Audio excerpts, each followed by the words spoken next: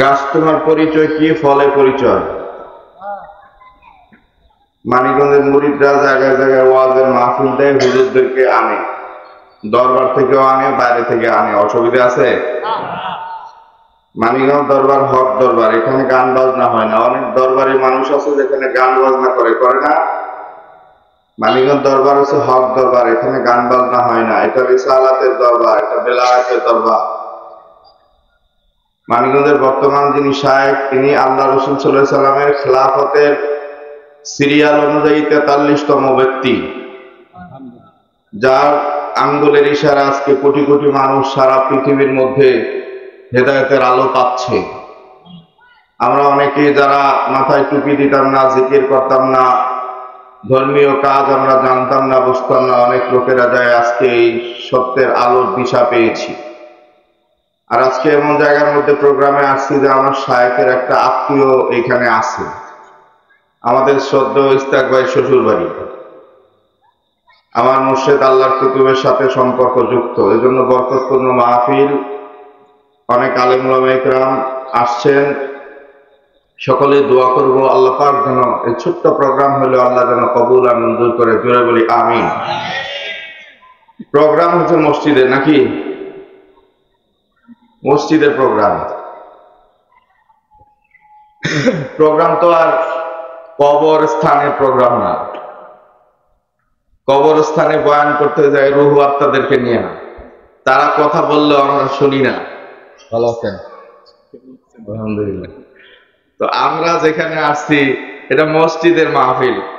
আমার আগে ছোট্ট মানুষ, আমাদের দরবারের ছাত্র, খুব জজবাপূর্ণ, ও বলছে যে এই জমিন হয়েছে কার? এই জমিন আল্লাহর, কিন্তু এই এলাকায় প্রতিষ্ঠিত হয়েছে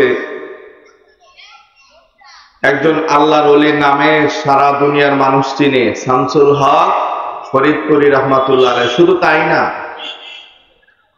তাহরিকে দেওবন্দ কিতাব খুলে দেখেন, আমি নিজে পড়াই, এই কিতাবের মধ্যে অনেক আলোচনা আছে ফরিদপুর নিয়ে। যখন ব্রিটিশদের, ইংরেজদের বিরুদ্ধে লাঠিয়াল বাহিনী তৈরি হয়েছিল ইসলামের এশিয়া মহাদেশের মধ্যে, যে সকল ধর্মপ্রাণ আল্লাহওয়ালা ব্যক্তিরা, তারা ছিল ওই ফরিদপুরের লোক। খুলে দেখেন ইতিহাস। লাঠিয়াল বাহিনী তৈরি করেছিল বাতিলের বিরুদ্ধে।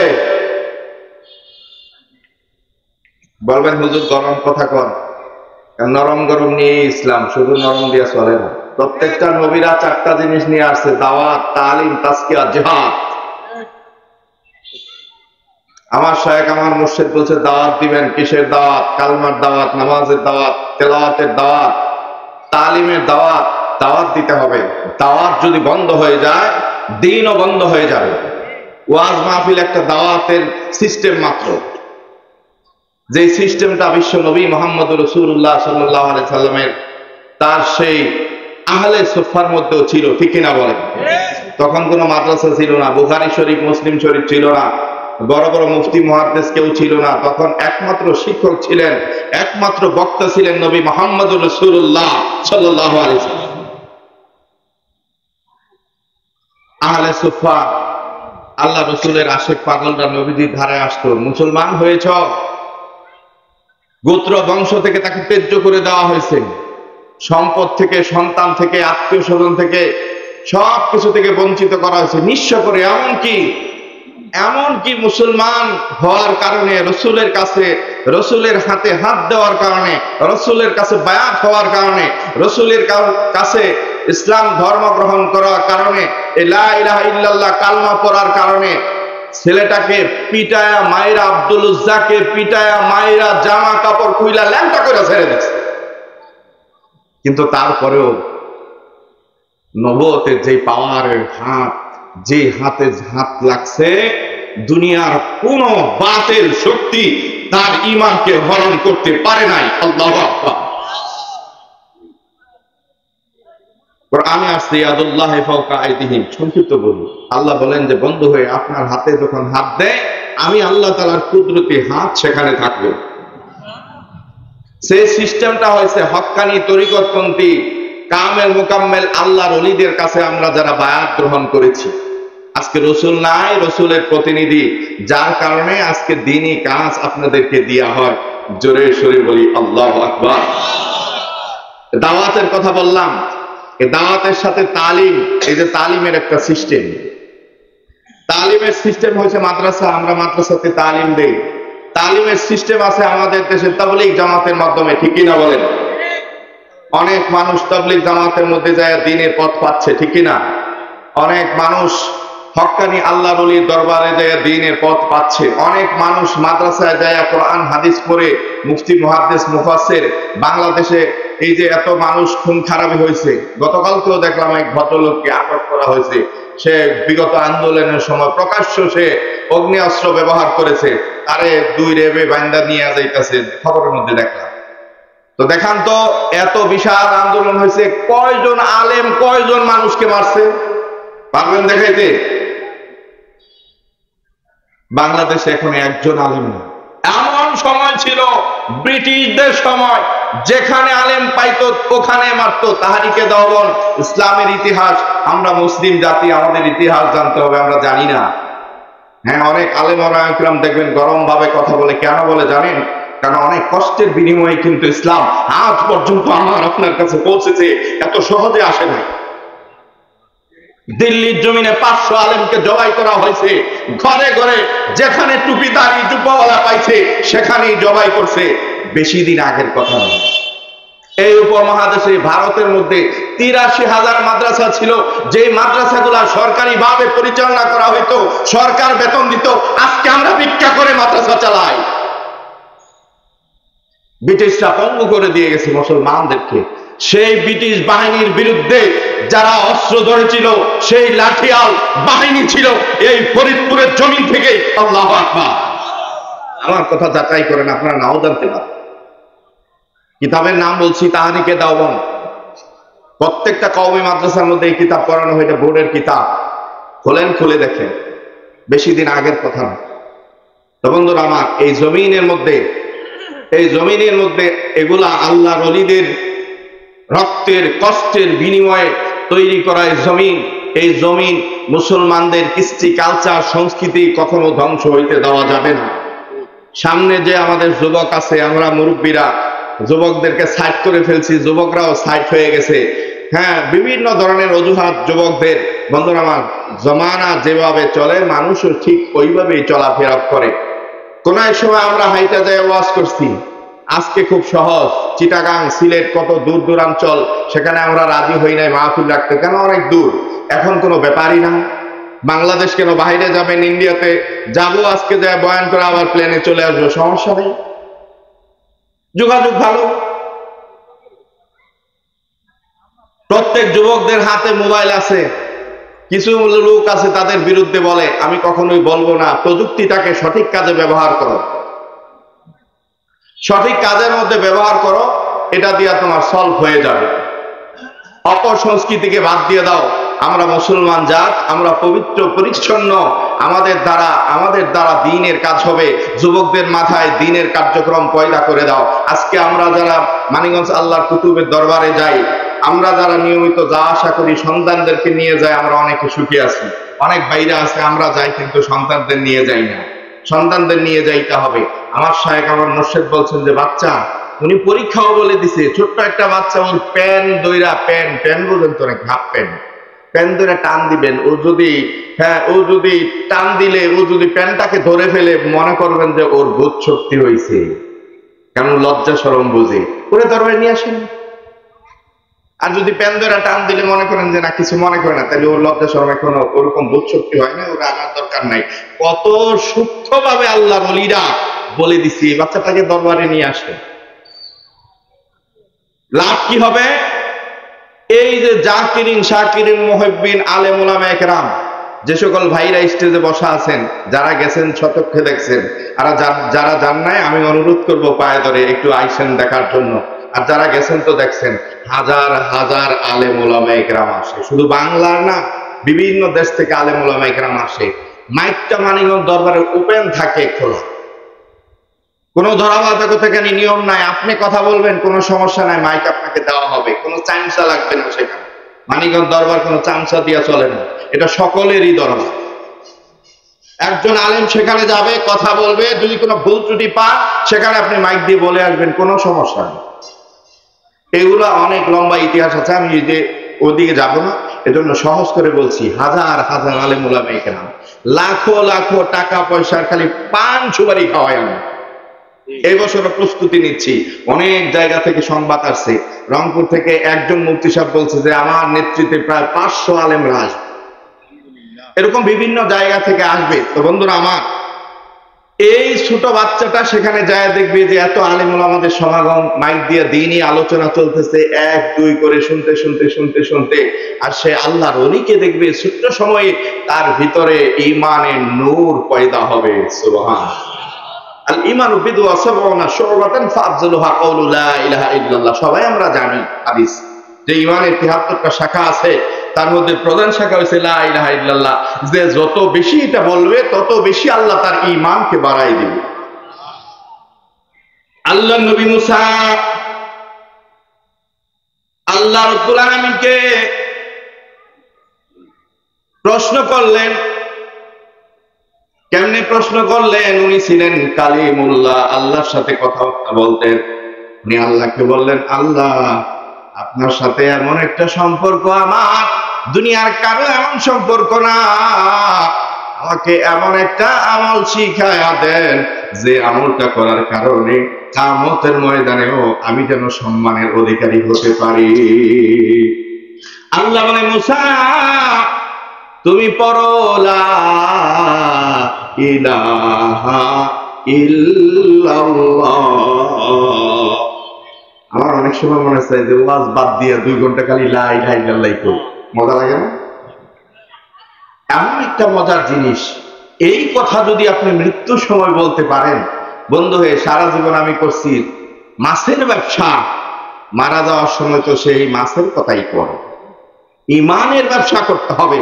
এজন্য যুগে যুগে প্রত্যেকটা নবী রাসূল আল্লাহওয়ালা ব্যক্তিদের কাছে গেলেই মানুষকে ঈমানের শিক্ষা দিয়ে দিত, বলতো যে পড়ো লা ইলাহা ইল্লাল্লাহ, এটা পড়তে থাকো, এটা পড়তে থাকো। সাহাবীদের বহুত আলোচনা আছে।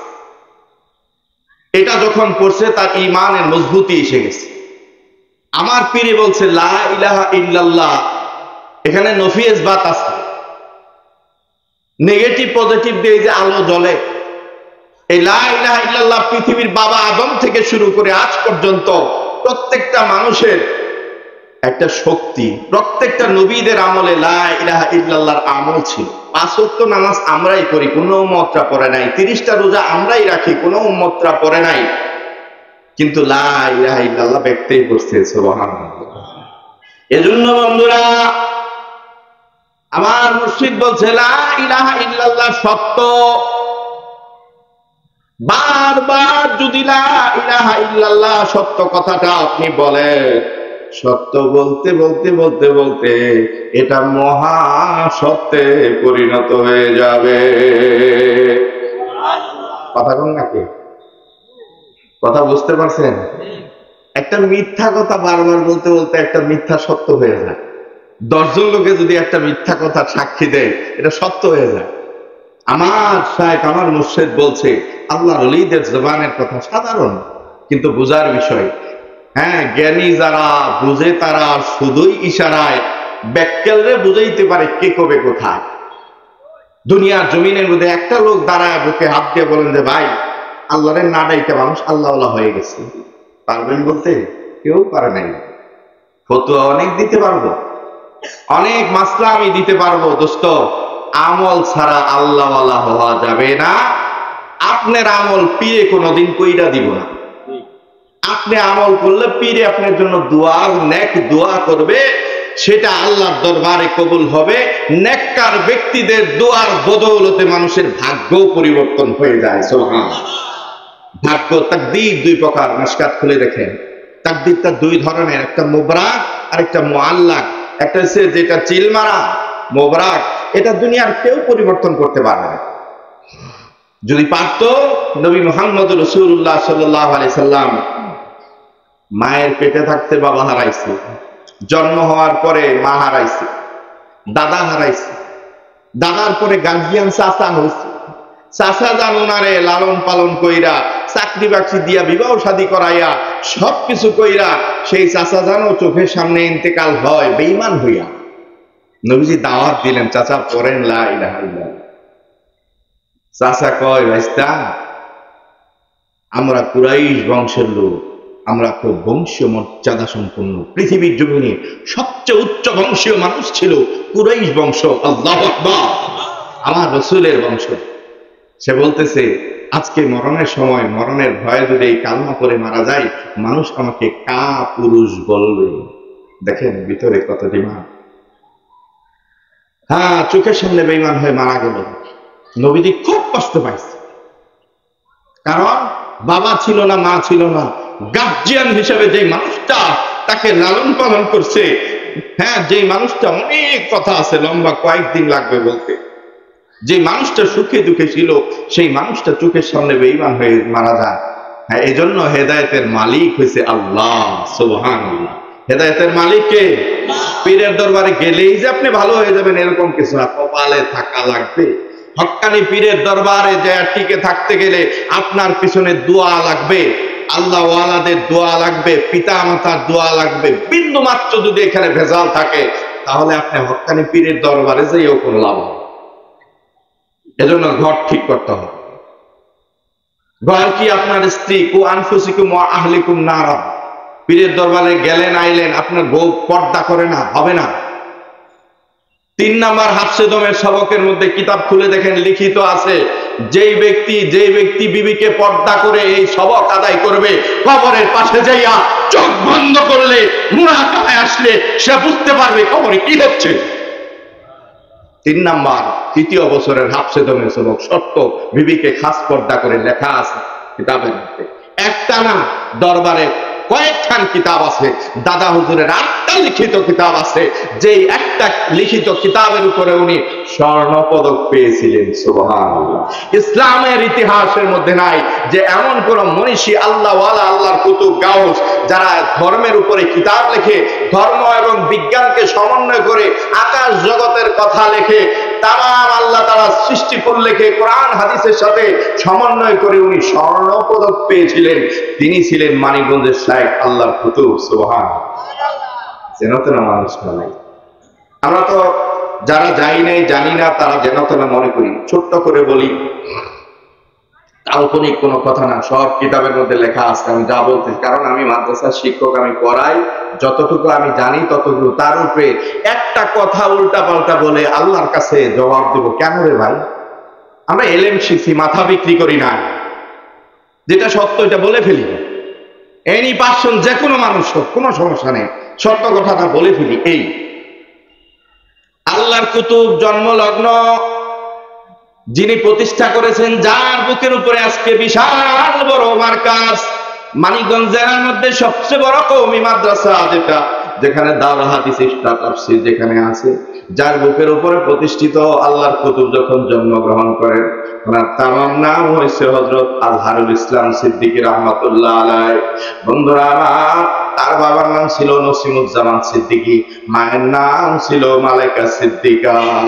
যখন গর্ভবতী হইলেন মালেকা সিদ্দিকা, কিতাবে লেখা আছে, পড়েন, গর্ভবতী যখন হইলেন, গভীর রজনীতে স্বপ্নে দেখে, নবী ভক্ত, আল্লাহ ভক্ত ছিল যে ফ্যামিলির মানুষগুলো। বন্ধুরে, নসিমুজ্জামান সিদ্দিকীর বাবার নাম ছিল ডাক্তার আব্দুল জব্বার সিদ্দিকী। তাদের টাইটেল গুলা এগুলা দেওয়া, কিন্তু নসিমুজ্জামান সিদ্দিকী অনেক বড় মাপের আলেম।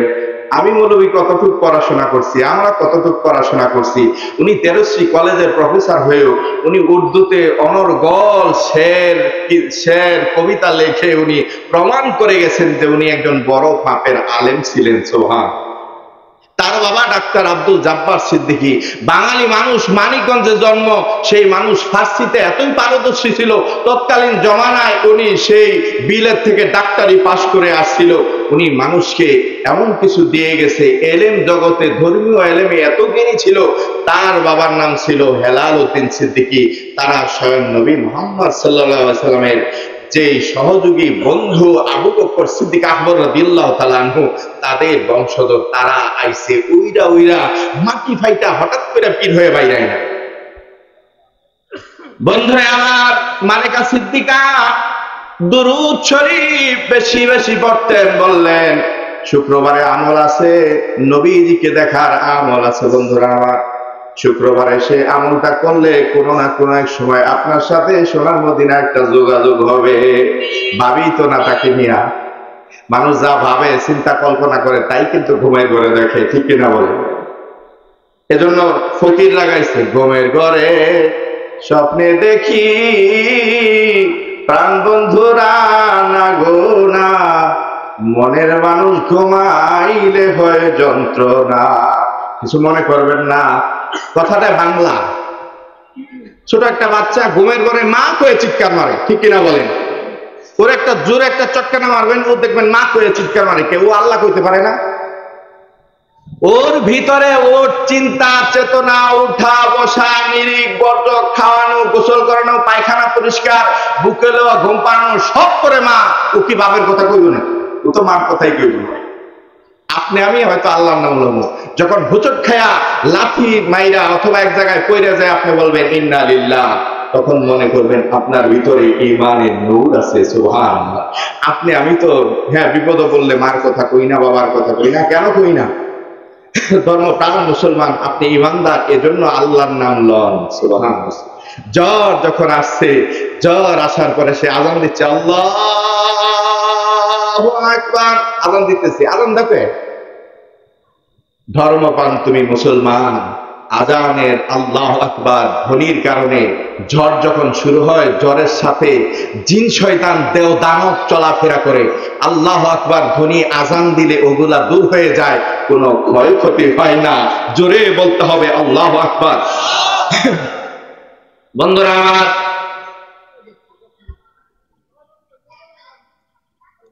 মানুষ যখন ঘুমাইয়া যায়, দিনের মধ্যে যা যা করে ঘুমের মধ্যে তাই হয়। আমার এলাকায় একটা বিয়ে হয়েছে, বিয়ে হওয়ার পরে মেয়ে এক রাত থাকার পরে বাপের বাড়ি আসছে, পরের দিন ফিরা যায়। ওটার নাম কি কয় আপনার? ফিরানি কয়, ফিরলটা কয়, বিভিন্ন এলাকায় বিভিন্ন ভাষা কয়। এই মেয়ে মানুষটা দ্বিতীয় দিন ফিরে আসছে। ফিরে আসার পরে আর স্বামীর বাড়ি যায় না। ঘটনা কি? কোনোভাবে মেয়ে যাবে না। সমস্যা কি ছেলের? বলো। মেয়ে অল্প বয়স্ক, তেমন কিছু কয় না। অনেক কষ্ট করে দাদি কথা বাইর করছে, আপনাকে জামাই না ঘুমের ঘরে জানি কি কয়। কি কয়? কয় ঘুমের ঘরে কয় ডাকা টঙ্গি, ডাকা টঙ্গি, ডাকা টঙ্গি। বুঝতে পারছেন? ঘুমের ঘরে কয় ডাকা টঙ্গি। তখন দাদি কয়, আরে বেটকে তুই জানাস না তোর জামাই হেলপারি করে? তোর জামাই তোর চোর না, চুরি করে না, হেলপারি করে, এটা তার পেশা। দিনভর সকাল থেকে সন্ধ্যা পর্যন্ত হেলপার ভাইরা ডাকাটঙ্গি কয়, ঘুমের ঘরেও সে যাইয়া হেলপারি করতে আছে। আমি যেই কথাটা বোঝাতে চাচ্ছি, হ্যাঁ, অনেক হেলপাররা আছে, দিনদার আছে না? দেখবেন যে আপনাকে সুন্দর করে কথা বলবে, ভালো একটা ভাষায় কথা বলবে। আজকে আমি জুমার নামাজ পড়ছি ঘাটের মসজিদে, যিনি টাকা কালেকশন করলো, হুজুর বয়ান করার পরে টাকা যে উঠাইলো, ওই লোকটা ভালো করে খেয়াল করলাম যে চেনা চেনা চেনা চেনা লাগে। পরে খুব নজর করে দেখলাম, ও উনি সেলফি ড্রাইভার, মানে সেলফি গাড়ির হেল্পার। পরে ওনার চিনতে পারলাম। তো বন্ধুরা আমার, যখন নসিমুজ্জামান সিদ্দিকী, উনি তো স্বামী, মালিকা সিদ্দিকা আমার মুর্শিদে আল্লাহ, মানিকগঞ্জের আল্লাহর কুতুবের মা, উনি দুরূদ শরীফ পড়া সোনার মদিনায়, হ্যাঁ, রসুলের কথা জল্পনা কল্পনা করে ঘুমিয়ে আছেন। ঘুমের ঘরে সোনার মদিনায় রসুল এসে হাজির হয়ে গেছে। বলেন কিতাব পড়েন, কোটি কোটি মানুষ এই কিতাব পড়ে এই ঘটনা জেনে পাপ কামাই করার জন্য আমার পীরে উল্লেখ করে যায় না।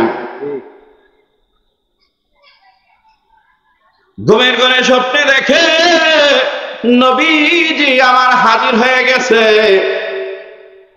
খালি হাতে আসে নাই, ঘরের মধ্যে আমার নবী আইছে, হাতের মধ্যে একটা গোলাপের ফুল। বন্ধু আমার, নবীজি মা মালিকা সিদ্দিকা ওনার হাতে এই ফুলটা দিলেন। দুনিয়ার মানুষের অভ্যাস, ফুল যখন হাতে নেয়, হাতে নেওয়ার পরে সে নাকের মধ্যে লাগায়, সঙ্গে একজন ধর্মপ্রাণ মুসলমান নারী হোক আর পুরুষ হোক, সে যদি রসুলকে পায় কতটা আনন্দ হইতে পারে, ঠিক কিনা বলেন? উনি আনন্দে আত্মহারা হয়ে গেছে। আমার রসুল আজকে আমার বাড়িতে আইছে, আরে আজকে আমার বাড়িতে আইছে।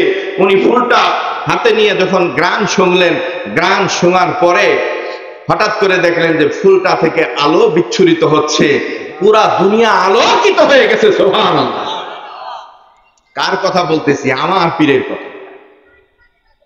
আপনার পীর শায়েখ উস্তাদ সম্পর্কে যদি ভালো ধারণা না থাকে, হ্যাঁ, ইয়াকিন যদি ঠিক না থাকে, আপনার আমলের মধ্যে দুর্বলতা। তথাকথিত পীর মানিকগঞ্জের পীর না। সকাল হয়, প্রাণের স্বামী নসিমুজ্জামান সিদ্দিকী সকালবেলা মালিকা সিদ্দিকা স্বামীকে বলতেছে, স্বামী গো, আজকে একটা সুন্দর স্বপ্ন আমি দেখেছি। কি স্বপ্ন দেখলাম? নসিমুজ্জামান সিদ্দিকী স্বামীকে বললেন, স্বামী গো, আমি দুরূদ শরীফের আমল দীর্ঘদিন ধরে করতেছি, আজকে আমার বাড়ি আমার রাসূল আসছিল। কথা হয়েছে, উনি আমাকে দেখে হাসলেন, আমার হাতে একটা ফুল দিলেন। কিছুক্ষণ মাত্র দেখেছি, পরে আর দেখতে পাই না, ঘুমিয়ে গেছে। আমার খুব খারাপ লাগছে। তবে একটা সুখের সংবাদ। নসিমুজ্জামান সিদ্দিকী বললেন, আমি অনেক আগেই খবর পেয়েছি।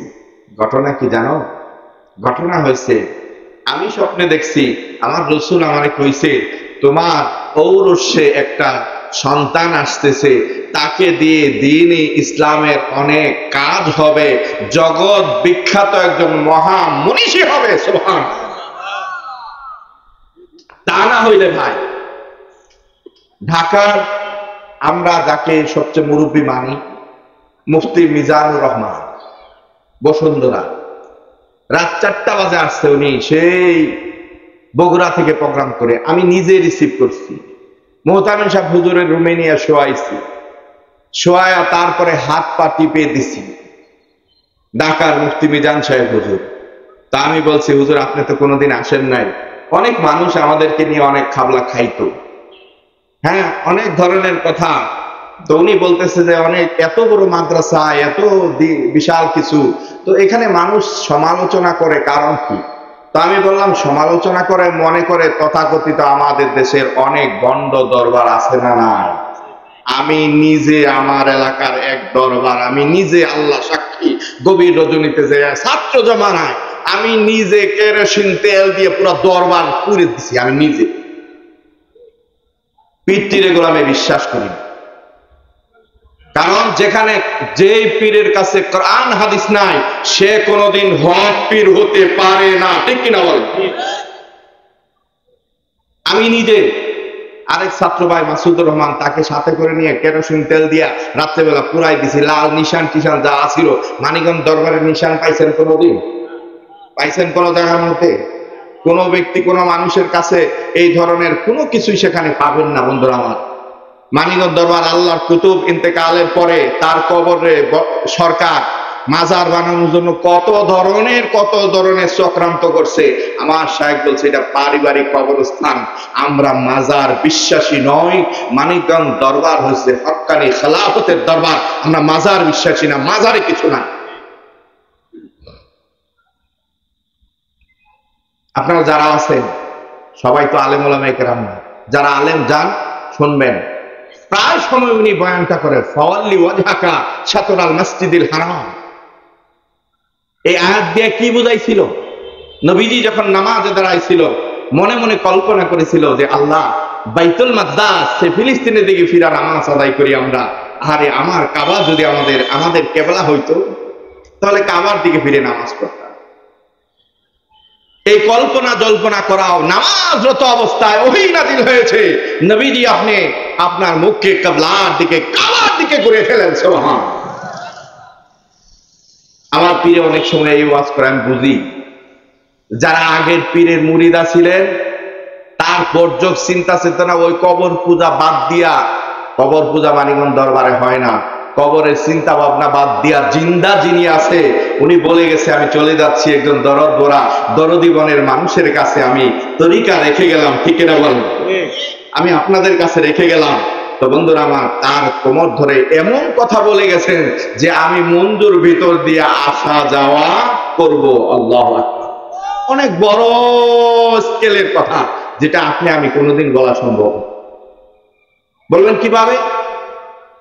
এক হুজুর দেখবেন আরেক হুজুরের কণ্ঠে বয়ান করে, মনে হচ্ছে যেমন উনি যুক্তিবাদীর কণ্ঠে বয়ান করতেছে, মনে হচ্ছে যেমন উনি আল্লামা দেলোয়ার হোসেন সাইদির কণ্ঠে বয়ান করতেছে, মনে হচ্ছে যেমন এরকম এক একজন আল্লাহওয়ালাদের যারা বুজুর্গ মানুষ তাদের কণ্ঠে সে আবার নকল করে বয়ান করতেছে। আপনিও খুব খেয়াল করে দেখবেন, মাঝে মধ্যে দেখবেন আমার সাহেব মাঝে মধ্যে আলোচনা করতে করতে কোন এক সময় দেখবেন যে দাদা হুজুর কেবলার কণ্ঠে উনি কথা বলতেছে। উনি সৈয়দ ইসহাক রাহমাতুল্লাহ আল্লাহর কুতুব চরমনায় জমিন যিনি প্রতিষ্ঠা করে, যার বুকের উপর প্রতিষ্ঠিত, দেখবেন যে ঠিক ওনার কণ্ঠে আলাপ আলোচনা করতেছে। এটা আপনি কোনোদিন পারবেন? আমি ওপেন চ্যালেঞ্জ করে যাব আপনাদের কাছে, আমার যিনি সাহেব এত উঁচা মাপের আল্লাহর ওলি, একজনের দায়িত্ব দিয়ে গেলাম 1 বছরের জন্য যদি বেঁচে থাকি ওনার কণ্ঠটাকে নকল করে আপনি বয়ান করবেন। আমরা দরবারে শত শত আলেম ওলামায়ে কেরাম, আমার মুর্শিদের কণ্ঠ কেউ নকল করতে পারে না। আমি জানি না এর মধ্যে কি আছে। বাংলাদেশের এমন, বাংলাদেশ কেন তাম পৃথিবীর অনেক আলেম ওলামাদের, অনেক বুজুর্গদের, অনেক হক্কানি আল্লাহওয়ালাদের অনেকদের কণ্ঠ আমি নকল করতে পারি, কিন্তু আমার মুর্শিদের কণ্ঠ আমি নকল করতে আজও অনেকেই কোনো মানুষই দাদা হুজুর কেবলার কণ্ঠ নকল করে অনেকে বয়ান করছে, কিন্তু আব্বার কণ্ঠ নকল করে আজ পর্যন্ত কেউ পারে না। আমি দায়িত্ব দিয়ে গেলাম আপনাদের কাছে, যদি দেখাবেন সম্ভব হয় না। কারণ আল্লাহ কুতুব বলেছে আমি চলে যাওয়ার পরে 10 গুণ বৃদ্ধি হবে, মঞ্জুর পাওয়ার আমার চেয়ে আর 10 গুণ বেশি হবে। সুবহানাল্লাহ। দেখেন না, একা তাম দুনিয়াটারে কাঁপাইতেছে, একা, কোন লোক লাগে না, ওনার কোনো চামচা লাগে না। বলবেন ওনার কথা বলতেছি ভাই, বর্তমানে আসেন। আজকে আমি অনেক লম্বা, অনেক আমলওয়ালা একজন সাহাবীর আলোচনা করলাম, বাইরে সাহাবী অনেক আগে চলে গেছে, বর্তমানে আসেন আপনি। এজন্য যারাই আপনারা সম্পর্কযুক্ত, সারাদিন কয়বার কোরআন তেলাওয়াত করেন? আমার পীরে বহুত বাদ কোরআন তেলাওয়াত করে। কয়বার আপনি কয়দিন জিকির আজকার কামাই করেন? আজকে পীরে যশোর থেকে মাহফিল করে যায় আসে হাজির হয়েছে, একটা মুরিদ দাঁড়ায় বুকে হাত দিয়ে বলেন তো উনি জামাত ছাড়া নামাজ আদায় করছে? আপনি তো ফরিদপুর গেছিলেন, আমি তো মাদ্রাসায় থাকি। উনি তো জামাত ছাড়া উনি যাইয়া বা রেস্ট করে আসছে, উমুক তুমুক, রেস্ট বলতে কোনো শব্দ ওনার মধ্যে নাই।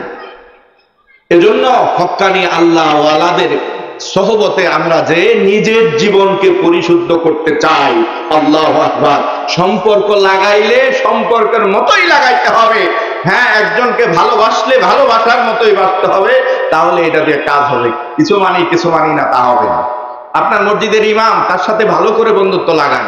ইমাম সাহেব যা যা করে তার সাথে তা করেন। হ্যাঁ, ইমাম সাহেবের কাছে তাদের সম্মান শ্রদ্ধা করেন, ভালোবাসেন, দেখবেন কিছুদিন পরে আপনার পরিবর্তন আসতেছে, ঠিক কিনা? দুনিয়ার বাংলার কোন, হ্যাঁ হয়তো আমাদের এলাকা অন্য এলাকার হতে পারে, কোন এলাকার মসজিদের ইমাম সাহেব আপনাকে বিড়ি খাওয়া শিখাবে না, এটাকে সাপোর্টও করবে না, ঠিক কিনা বলে? আস্তে আস্তে আপনিও ভালো হয়ে যাবেন। কিছু মানবেন না তা হবে না। এজন্য আল্লাহ কোরআনে বলছেন, আমরের সিগা ব্যবহার করছেন, অত্তাবি সাবিলা মান আনাবা ইলাইয়া, তুমি অনুকরণ করো তার যে আমি আল্লাহর অনুকরণ করে। সুবহানাল্লাহ।